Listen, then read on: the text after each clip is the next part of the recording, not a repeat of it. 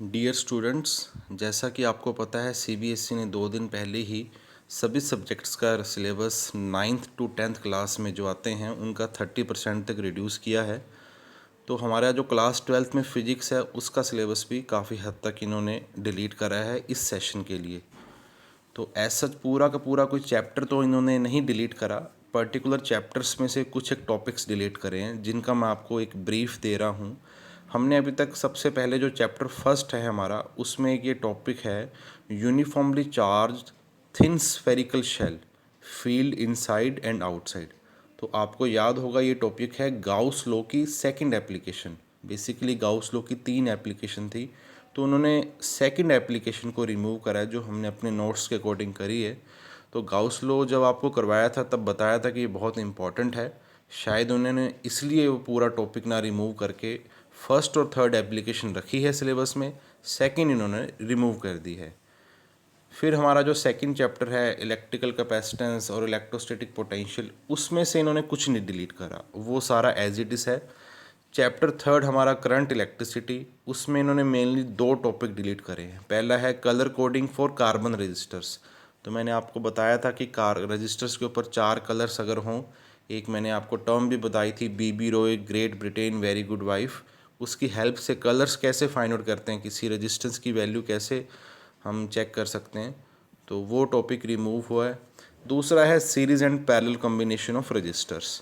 तो ये तो हमने ऑलरेडी 10th क्लास में स्टडी कर लिया था, शायद उन्होंने इसलिए डिलीट कर दिया है। तो एक ये 2 टॉपिक्स डिलीट हुए हैं चैप्टर थर्ड में। चैप्टर फोर्थ में एक टॉपिक डिलीट करा है साइक्लोट्रॉन। तो ये टॉपिक हमने वैसे भी नहीं करा था, क्योंकि तब ये लग रहा था कि जब ऐसा इन्फो आ रही है कि सिलेबस रिड्यूस होना है तो इस टॉपिक को डिलीट होना चाहिए था, इसलिए तब ये इसलिए करवाया नहीं था, बाद में करवाने के लिए छोड़ दिया था। चैप्टर नंबर 5 है हमारा मैग्नेटिज्म एंड मैटर। तो आप देख पा रहे हैं मोस्टली जो है नोट्स या मटेरियल या टॉपिक्स इसमें से डिलीट इन्होंने करे हैं।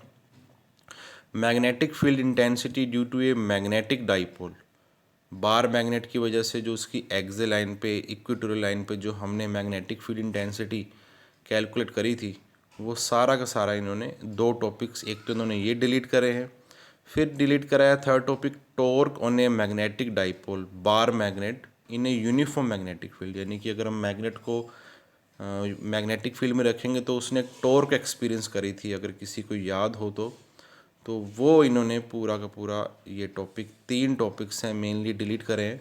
ये जो 3 टॉपिक्स हैं हमने हमारी समर वेकेशन से पहले करे थे।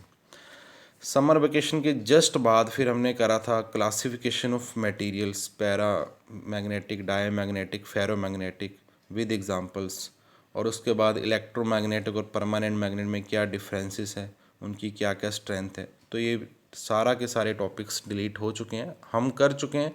आप नोट्स अपने पास रखें, बना के रखे होंगे। चैप्टर 6 मैंने आपको बताया था बहुत इंपॉर्टेंट है, इलेक्ट्रोमैग्नेटिक इंडक्शन EMI।